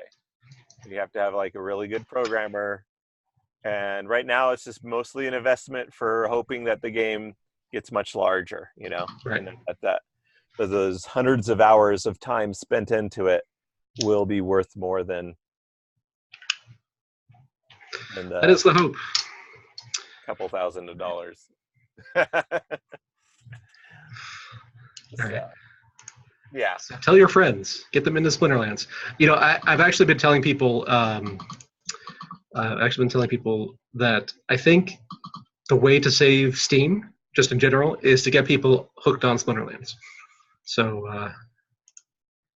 What do you mean, way to save Steam? So I'm in a lot of discords and conversations just in general about how do we get people into Steam, into the ecosystem? How do we get them to use the blockchain and all that stuff? And I think when people focus on the blogging application, they are missing the boat. or not seeing the forest for the trees, or whatever analogy you want to use. And that, Splinterlands is a game. It's fun. When people start playing it, they keep playing it. And then, on the back end, there's all this dark energy crystal and using stuff on Steam Engine and how that interacts with the Steam platform and the SBTs and all that kind of stuff. So I think I would 100 times rather get people in as a new player, because they'll stick around and do stuff, and then eventually transition into a full-fledged, using the entire Steam ecosystem.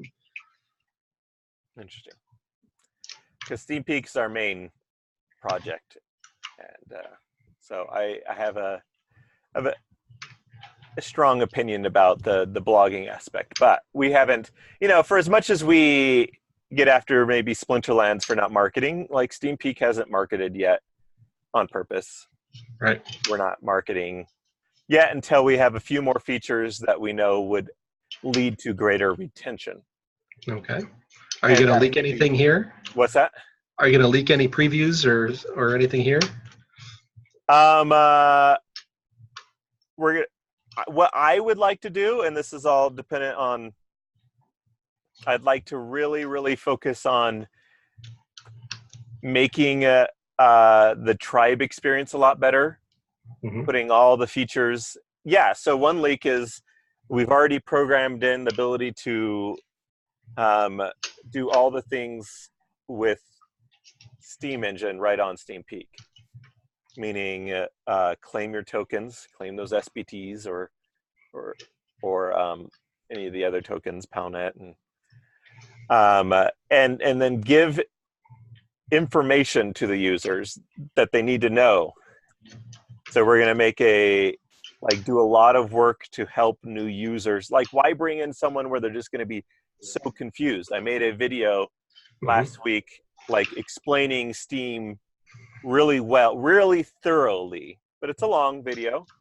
But now that one's created, we're going to make a bunch of shorter videos and kind of reference back to the long one. Like, you want all of your question answers, go over there. But if you want just this question, here's the answer.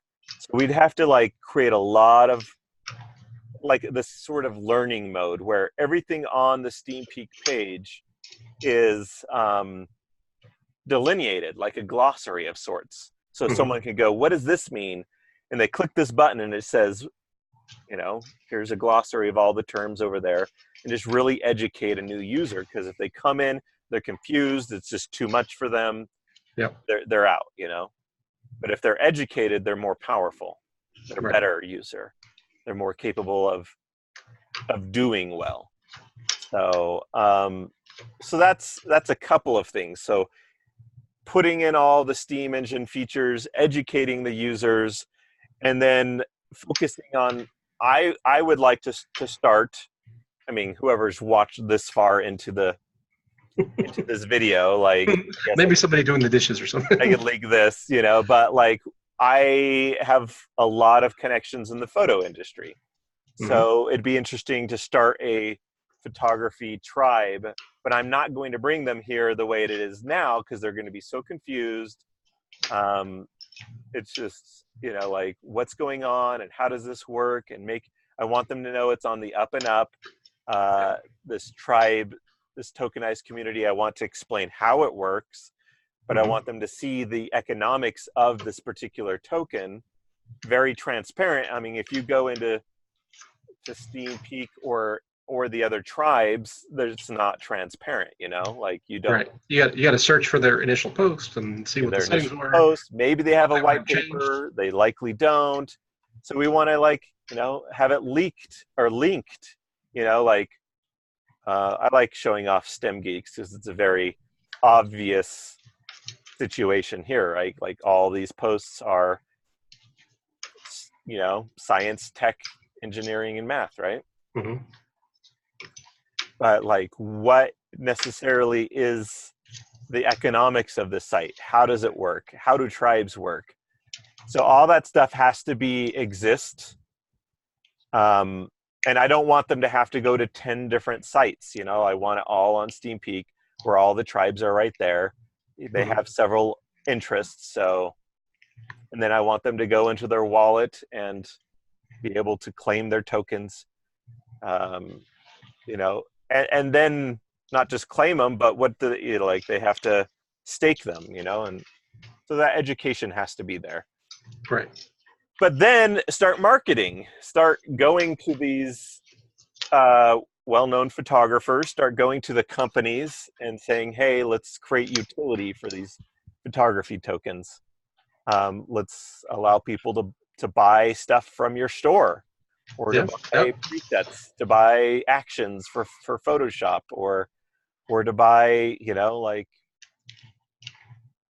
the ability to go to a workshop and spend these photography things. So Yeah. I guess that's part of it, but a lot left to be done on the user interface. I feel like in blockchain world, everyone focuses a lot on the back end stuff. It's like, now it's all available, but no one, like, there's very little front end to make it.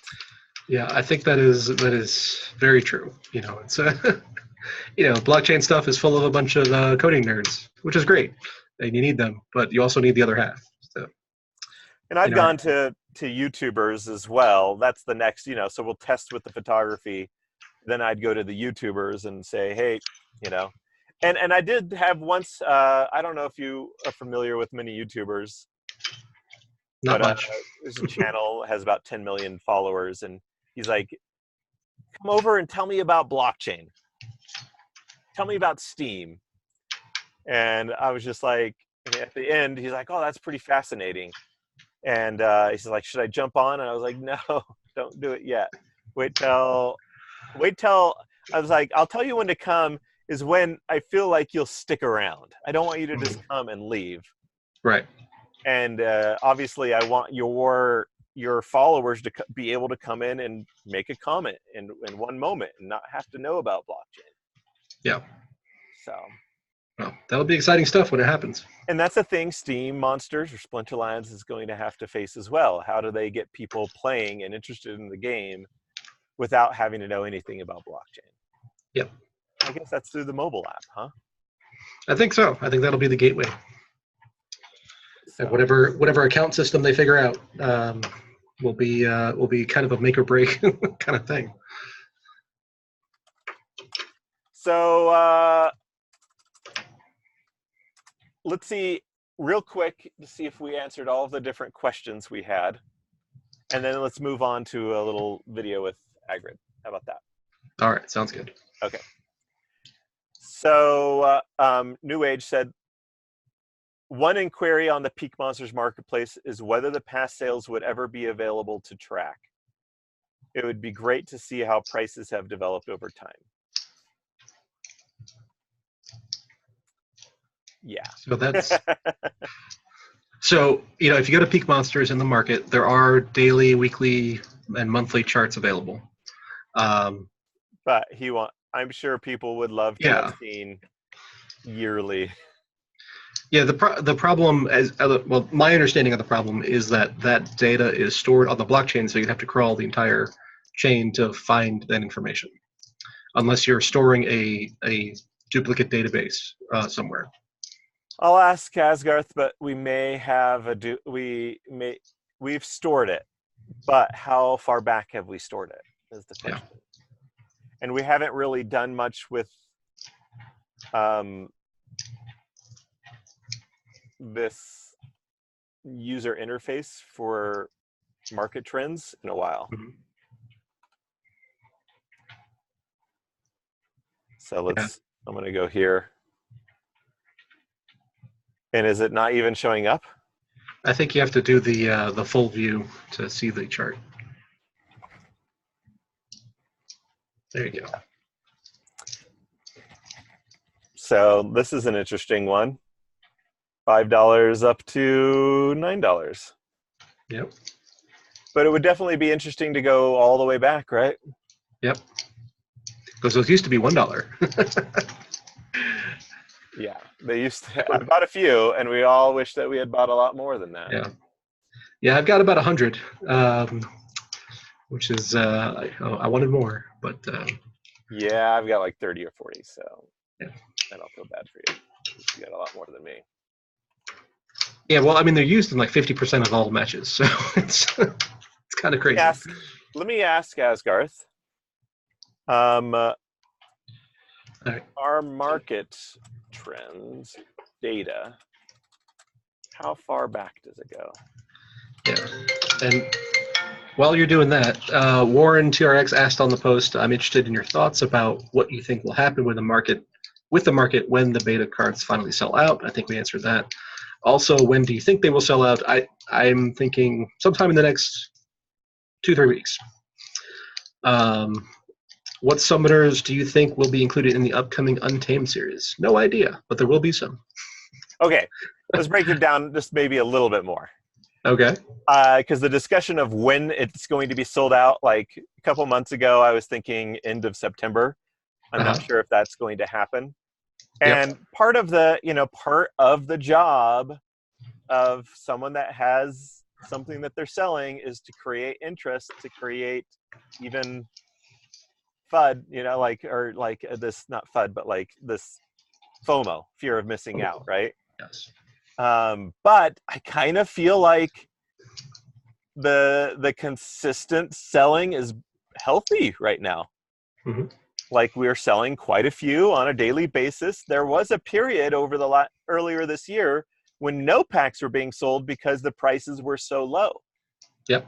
The prices are decent right now. They'll go up eventually, like the alphas did, and therefore the packs are being sold.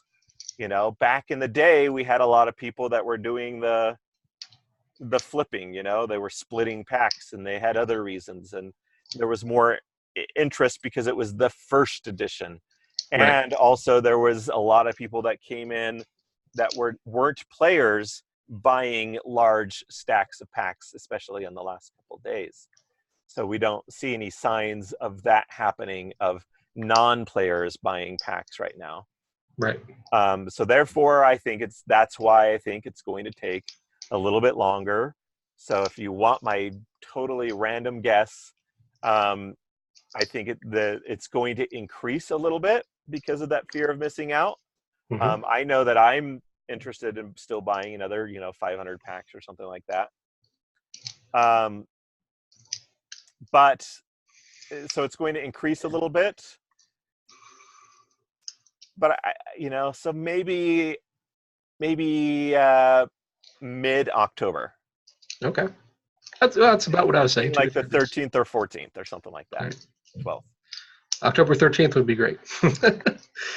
um, do you have any opinions on the upcoming summoners in the Untamed series? But I want to make it could go out much quicker than that.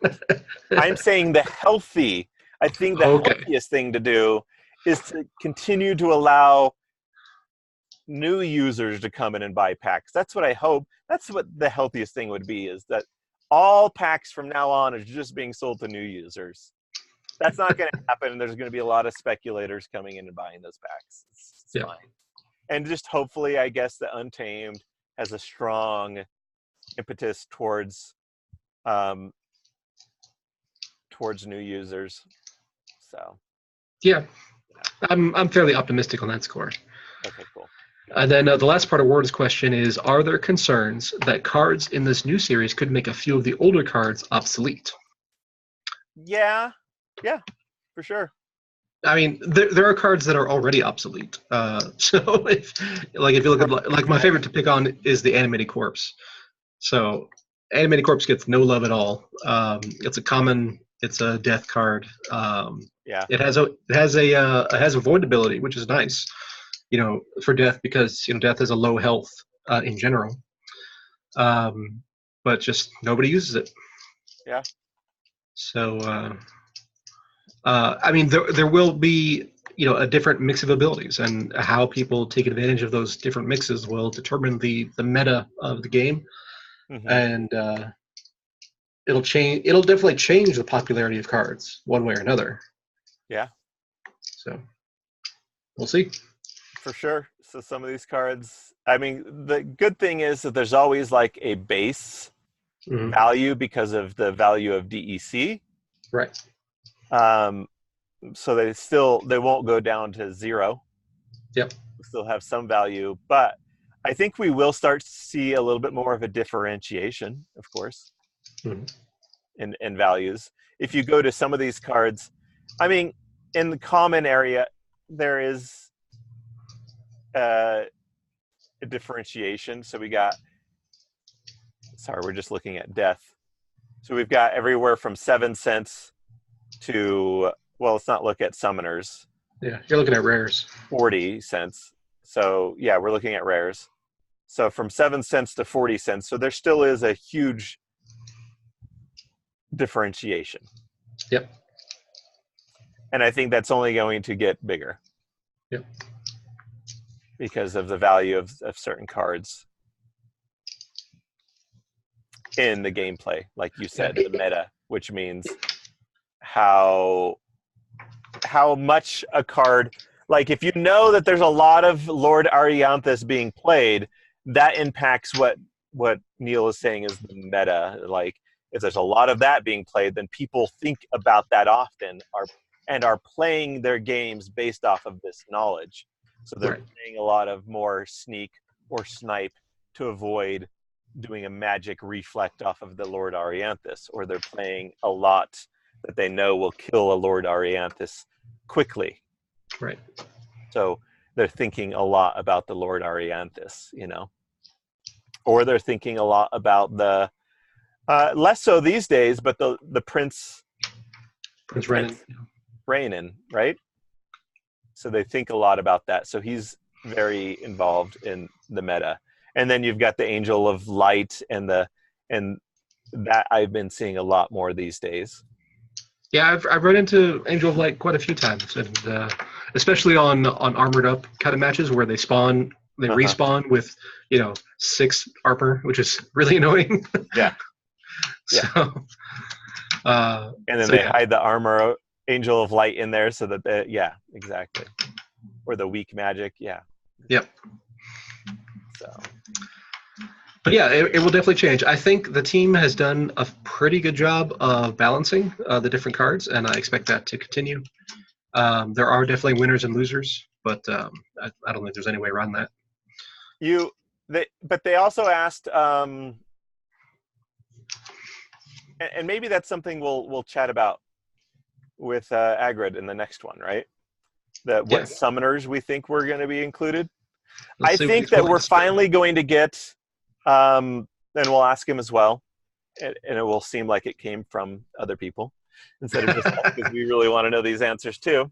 And maybe he'll leak something, maybe not. But I think we're going to start seeing unique summoners that do random things. When we bought the ability to do these legendary summoners, all of us had our summoner abilities that were pretty unique. Yeah. We all they're like, hey, what do you want your summoner to do? And we're like, we want it to do this and this and this and this. And none of us got our abilities. And they're just like, no, that's too much for now.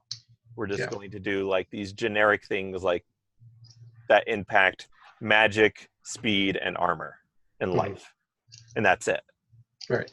I think we're going to see things like one of the ideas for the Peak Rider, because he was the idea. If you watch the last show, he used to be a death and like moved over to the life, right? So I wanted a ability that was more like symbolic to who he was. I wanted it to be like turns your lowest health person against you. That'd be complicated. Yeah, I mean, I think we're going to see complicated sort of summoners. Yeah, maybe. And I'm not saying it's going to be that one. I think it's going to be complicated summoners that are going to do different things.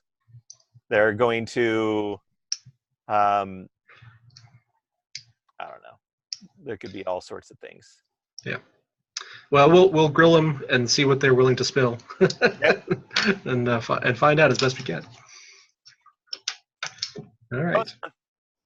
It was a good Absolutely. show for sure. Let us know Yeah, if you. assuming everybody made it past all the spreadsheet stuff, but we'll see. We'll see what people say. All right. All right. Have a good Until day. next time, I guess. Peace out.